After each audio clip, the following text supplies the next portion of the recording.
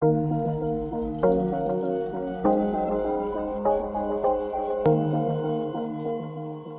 I'm Got Bail Nick. Welcome to GotBailHI.com. Today we have our special guest, attorney Myles Breiner. All right, well, Nick, it's a pleasure to be here. It's an opportunity for me to address the public.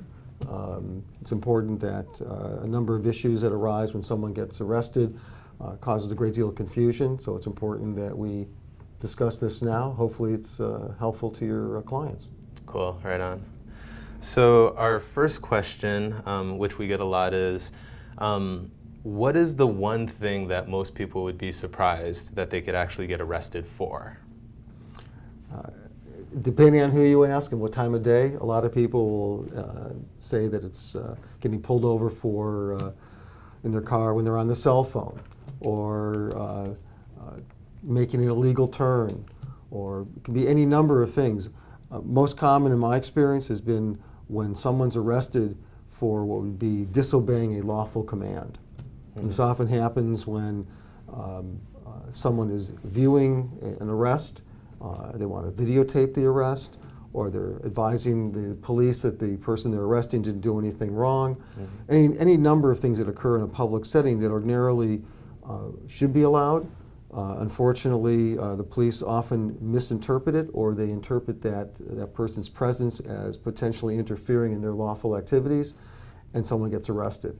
That tends to be quite shocking, especially when the person being arrested was actually there to provide assistance to either their friend or to act as a witness for what the police were doing. So technically, whenever you see those videos on the internet of somebody using their camera, cell phone camera, to get an arrest, technically you could get arrested for doing that, even though it might not be against the law? Actually, most of those videos that end up on the internet, you'll notice toward the end of it, the person's actually getting arrested. Yes. The camera's getting seized by the police, which is part of the national trend. I personally believe that the public as well as the police benefit by mandatory videotaping of all police encounters. It eliminates the guesswork later on about who said what and who did what. Unfortunately, most police officers and the unions that represent the police officers are not supportive of mandatory videotaping. This is an issue that needs to be resolved. I think it should be resolved in favor of legislatures passing laws that require police officers in all encounters with the public to have videotape of that encounter, so that down the road, should there be any accusations of police misconduct or questions about the arrest or detention of someone, it can be more readily resolved with factual evidence. Just refer right back to the tape, right? Precisely. Precisely. Oh, cool. Whenever you're in a car and you get pulled over by law enforcement, what's like a simple tip that you should remember just to make sure that things don't escalate into an arrest? Compliance. Police officers are legitimately nervous whenever they stop someone in their car. Part of their training is to anticipate that there may be a weapon in the car. There may be someone who is going to exit the car and injure them. I mean, the problem is that because of the Second Amendment, Americans love their guns. They estimate, the FBI, national studies estimate that for every American there's 5 guns. Okay? That's a dangerous scenario for most police officers. So hence what I advise my clients, if they are pulled over by the police, you comply. You're pleasant, you're professional, you keep your hands on top of the steering wheel, you don't start fidgeting, opening things up, glove compartments, boxes, any containers in the vehicle. It's important that the officer knows that they have your attention, that you're responding to their questions in a pleasant way. Becoming hostile or aggrieved does not help the situation, because keep in mind, we're all humans. And the officers who are, again, pulling you over, they're very conscious of their safety as well as your safety. So ideally, I tell my clients, behave themselves. Expect that the officer is going to be nervous. The more pleasant you are and professional with the officer, which means referring to them in a proper manner, addressing them directly, is probably the best approach.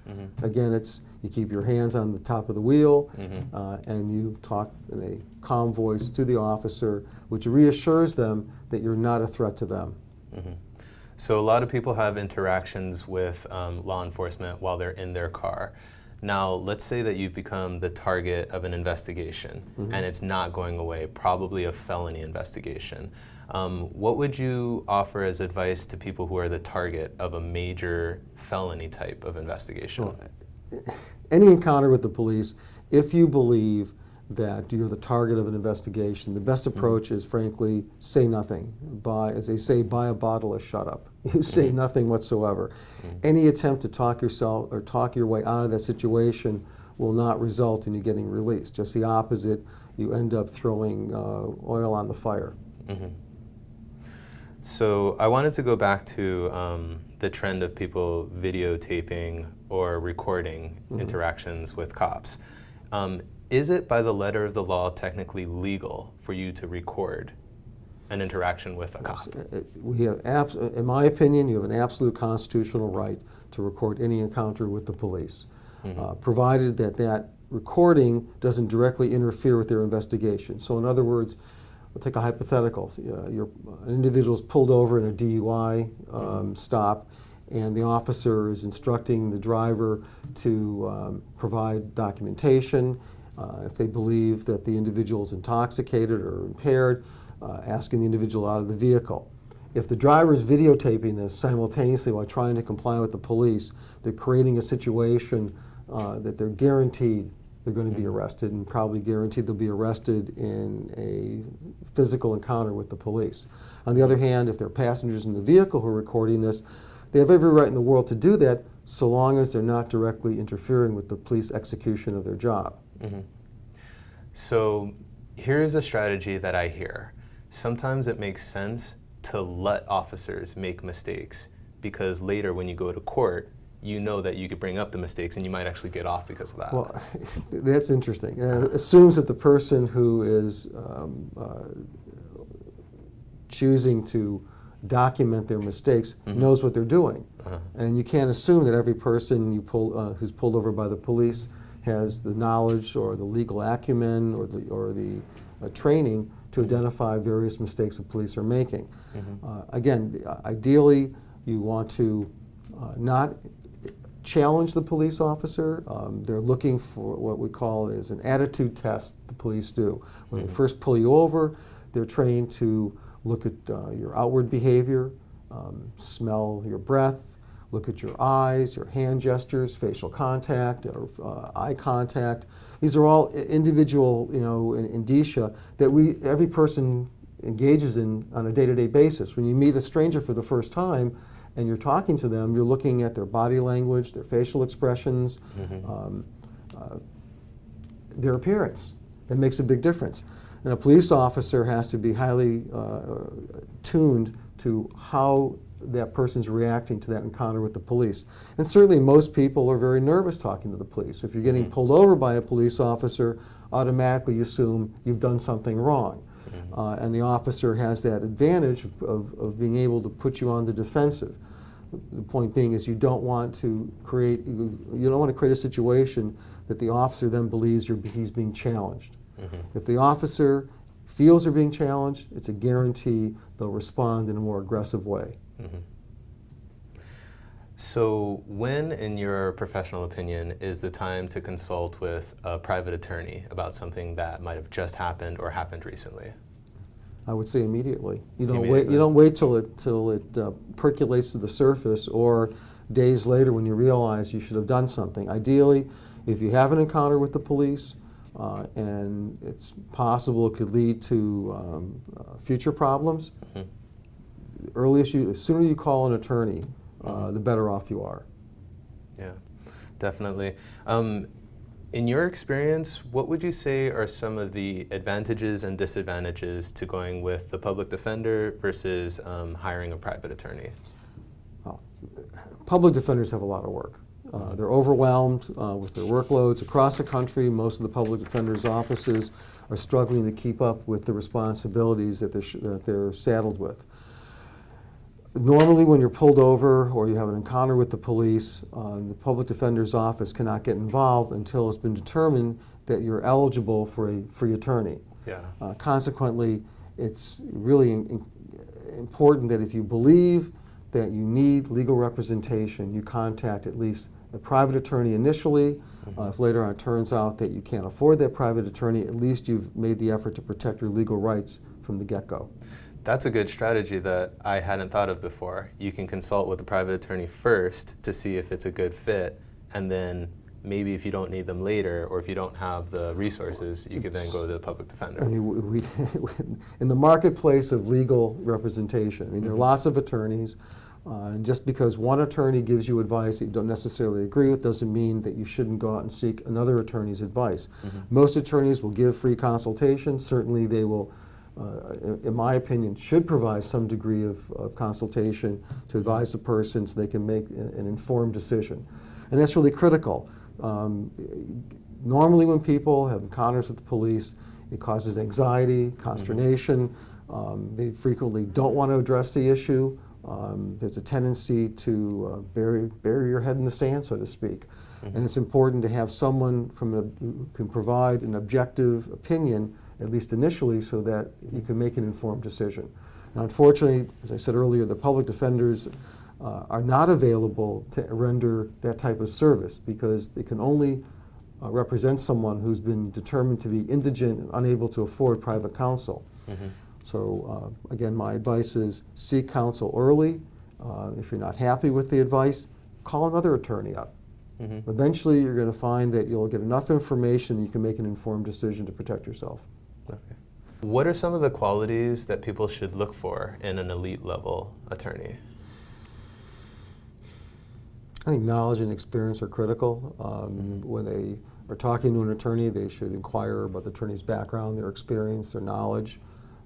The fact that someone's been practicing a long time doesn't necessarily make them a better attorney. One would hope that experience would improve one's legal abilities. It's important, I think, that clients feel comfortable with the attorney. That's really the most important part, I think. If I was going to hire an attorney, I'd want to do a background on them, search the internet, make inquiries of other people. At the same time, you want to be able to sit down with the attorney and feel that the attorney can render assistance and has compassion for you. Doesn't necessarily mean they have to be 100% in your corner in terms of the story or the narrative or whatever the client believes is true. The attorney, I think, should be able to communicate knowledge, intelligence, as well as having a caring attitude about the outcome of the case. In other words, if all you're talking about is the bottom line, how much money I'm going to make from this case, that's not someone you want to hire, in my opinion. You want someone who's going to tell you, look, I can take care of this problem, I can deal with this problem, this is how I see it. And they break it down, they analyze the situation, they provide alternatives for how to deal with the problem, so that the person at the end of the conversation can at least walk away feeling this particular attorney is competent, has some creative ideas how to deal with the situation, and at the same time doesn't alienate them, doesn't make them feel that they're a terrible person because they've been arrested for a particular offense. I mean, you know the old adage, but for the grace of God go I. That's really true. We all have issues. We all have problems in life, and when you need assistance, you don't want to go to someone who makes you feel guilty or shameful that you are being accused of something. You want someone who can look at it dispassionately, at the same time, offer compassion in their representation of you. How does experience work in being a private attorney that has the past experience of being either a prosecutor, a public defender, or a federal public defender, etc.? Well, I guess I'm biased in that regard. I've had a varied career. I've been practicing law for nearly 30 years. I started out through law school clerking as a public defender, clerked with the prosecutor's office, the city attorney's office. I clerked for judges. An attorney hopefully has a broad enough range of experience that they can provide the type of advice that reflects that their ability is not limited to simply a narrow area, but they can provide a broad spectrum of advice that's competent and based on an intelligence and an experience. Yeah. I know you've done a lot of different types of law. You've done federal cases, you've done state cases. I know you've done federal cases in other jurisdictions as well. Tell us a little about yourself. What's your full story? I went to law school. I went to University of Michigan undergraduate and graduate school. Ultimately, I ended up going to University of San Francisco Law School.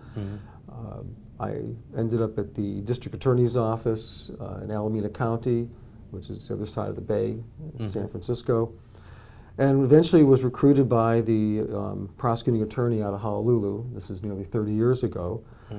And I felt I was doing a good thing, a public service.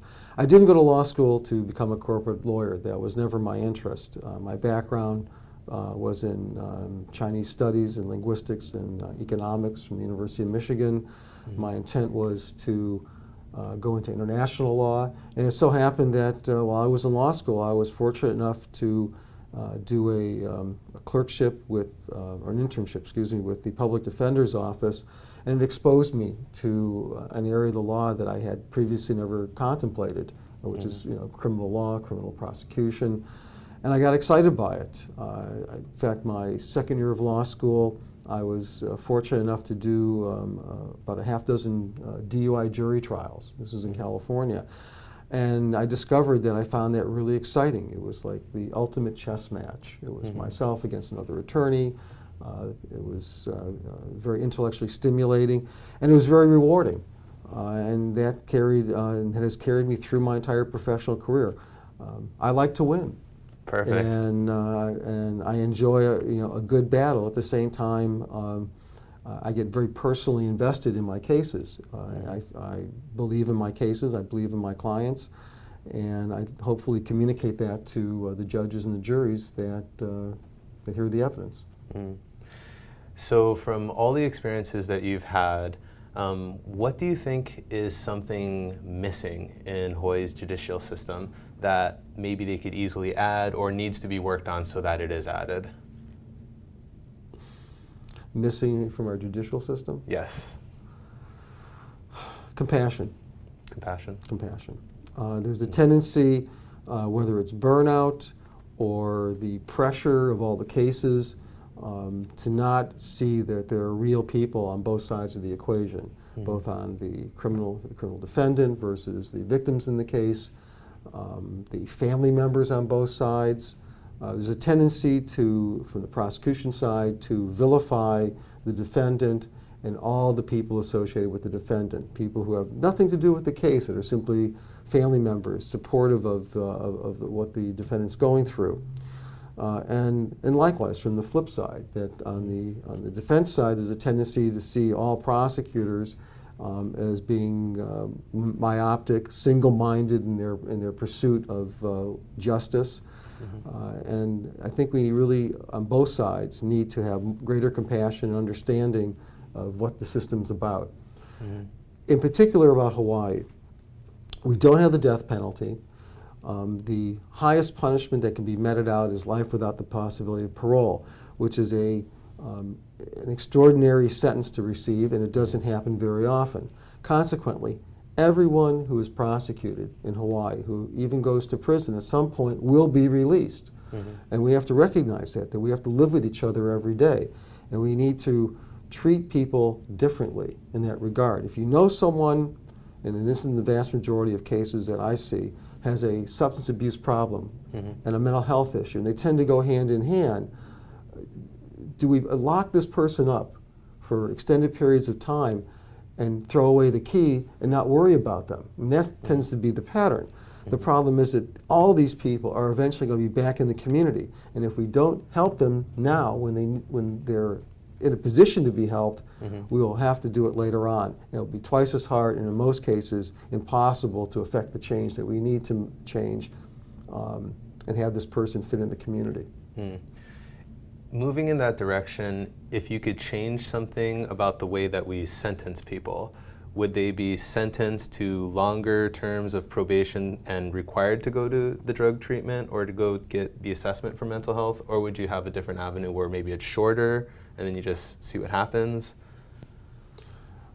I fully believe in alternative sentencing. What I mean by that is locking people up is a waste of human resources. So it's a waste of public funds, it's a waste of human resources, it's a waste of, across the board. There is no economic benefit whatsoever locking people up. It's wonderful politically, and we can turn to the public and say, we've locked up these people for X number of years. The problem doesn't go away. On the other hand, having sentencing alternatives, it restores to the judges an opportunity to craft the type of sentencing that's individualized, that allows for the court to assess how this person can be helped and reintegrated back in the community. And that doesn't mean that we don't care about the victims. The victims need to be assisted also. That's why we have the Victims' Bill of Rights. But we have to recognize that, at least in this community in Hawaii, as I said several times, everyone gets released eventually. So the question is, how do we live in this community with a growing population of people who have felony arrests and felony convictions? According to the FBI, roughly 1 out of every 32 people either is on probation, on parole, or knows someone that's on probation, on parole. And we know statistically that in the United States, we incarcerate more people per capita than any other country. And that's a sad statistic because we're not dealing with the underlying problem. The underlying problems go back to children that are latchkey children, children whose parents are trying to struggle to keep food on the table, children who are abandoned. I mean, just go back. I'll put it this way: every time I see a defendant, I think about what went wrong in their life, what happened in their childhood that resulted in going from being a loving, warm child to being an adult with addiction problems, violent issues, things of that nature. And you wonder why the system couldn't intervene early enough to forestall that becoming a permanent feature later on in adult life. Do you think alternative sentencing will help solve the prison overcrowding issue? Absolutely.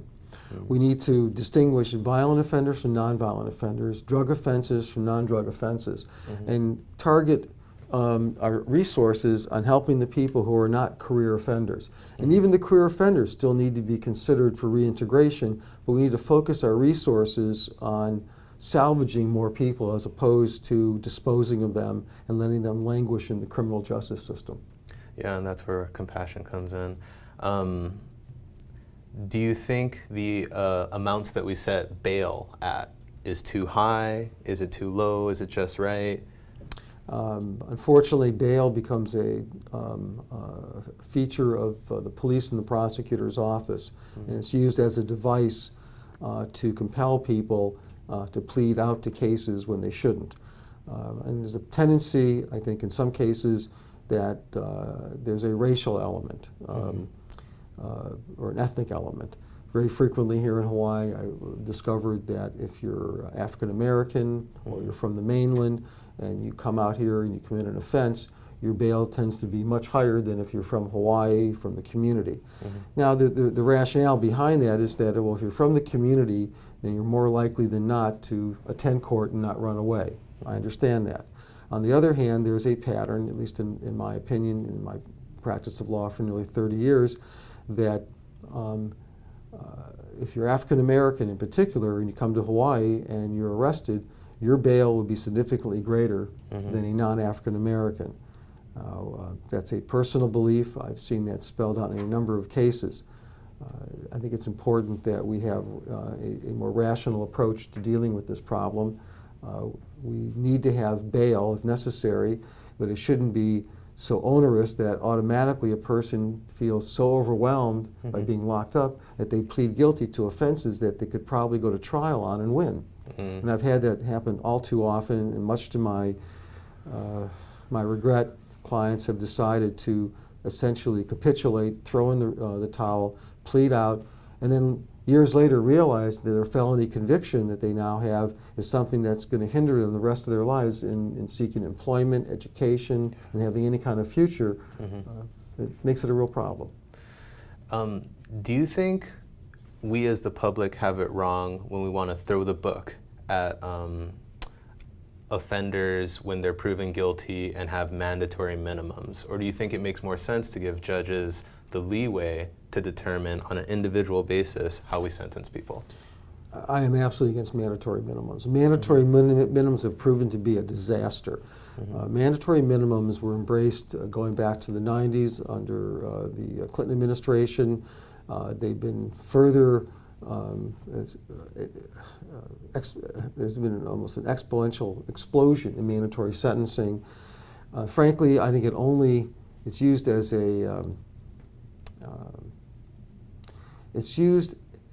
a camouflage by the state and by the prosecution to satisfy the public notion they're being protected by having people thrown in jail for mandatory periods of incarceration. And frankly, the only entity that benefits from mandatory incarceration are the private prison companies like Corrections Corporation of America, who benefit by having long-term mandatory sentences, which means they're going to be paid for every day that they're housing an inmate on their private contract with that particular entity.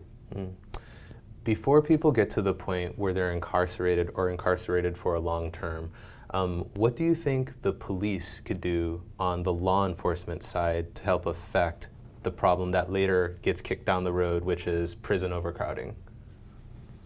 Like, do you think there could be a restriction on arrest for certain types of charges? Well, you can't restrict the arrest. What you can do is you change the laws that the police then enforce. If you allow for greater latitude in the types of crimes that we have, especially the nonviolent crimes, where instead of being incarcerated or on high bail, these folks are forced to do diversionary programs. It could be mandatory, community service, requirements to participate in other alternative programs.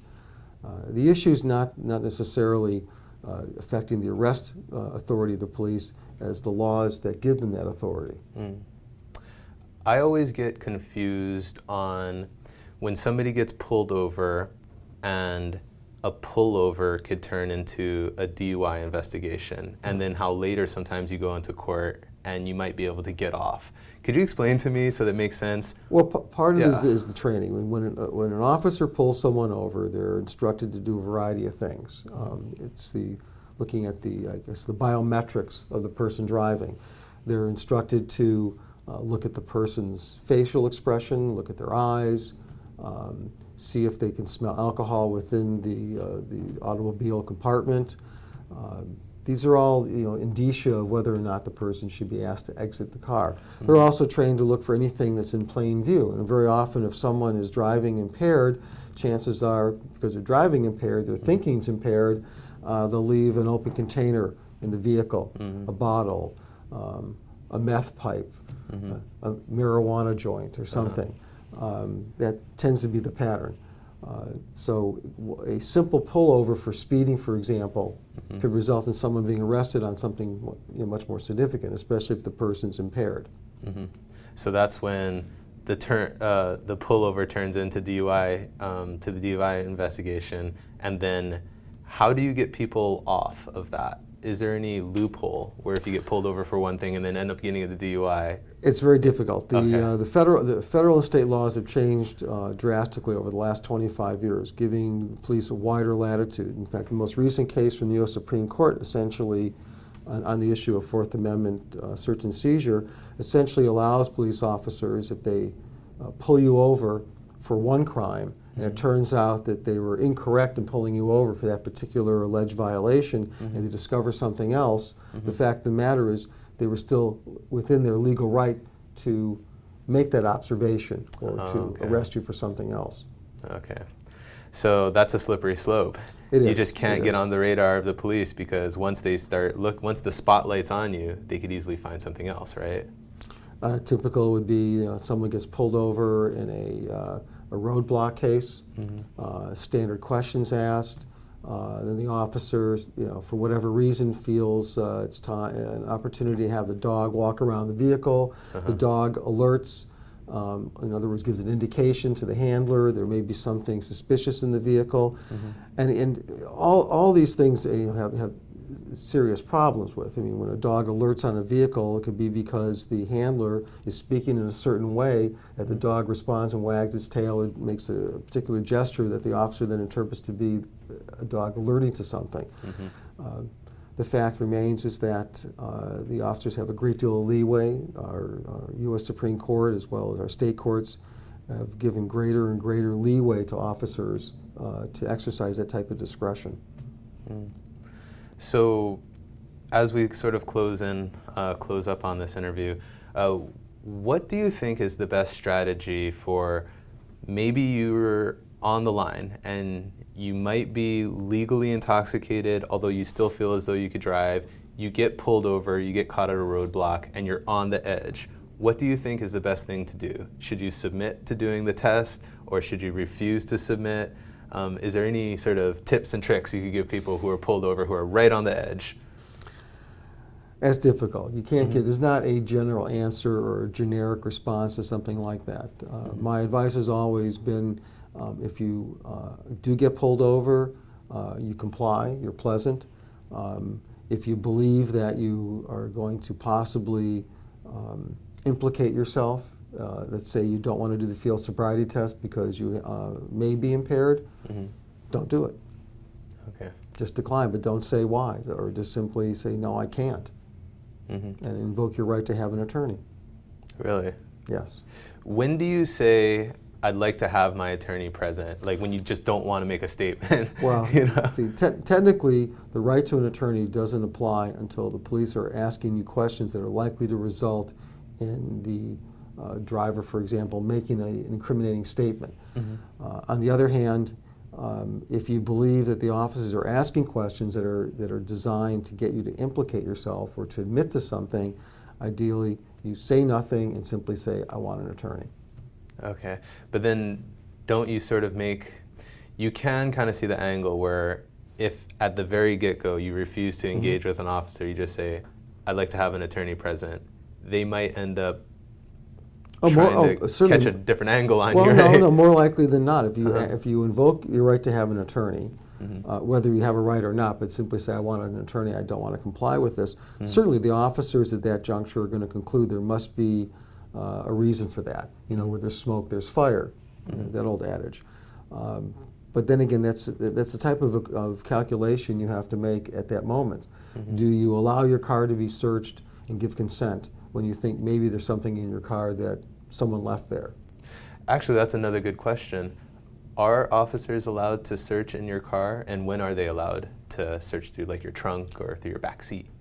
Well, my position, and I'm very sincere in this, is you don't comply to any search whatsoever. If the officer wants to search your vehicle, you say no. Pleasantly, no, I'm sorry, get a search warrant. Now, at that point, they may feel that they have grounds to take you out of your vehicle.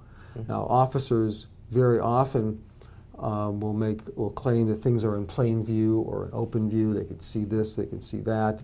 And you do run the risk of the officers tampering with the car, or tampering with the evidence. They'll sometimes claim that they saw the butt of a gun under the seat when there's no gun visible, or there's an open container that has a pipe sticking out of it when there was no open container. That's why it's very critical, that you frankly make sure you know what's in your car and who's been in your car.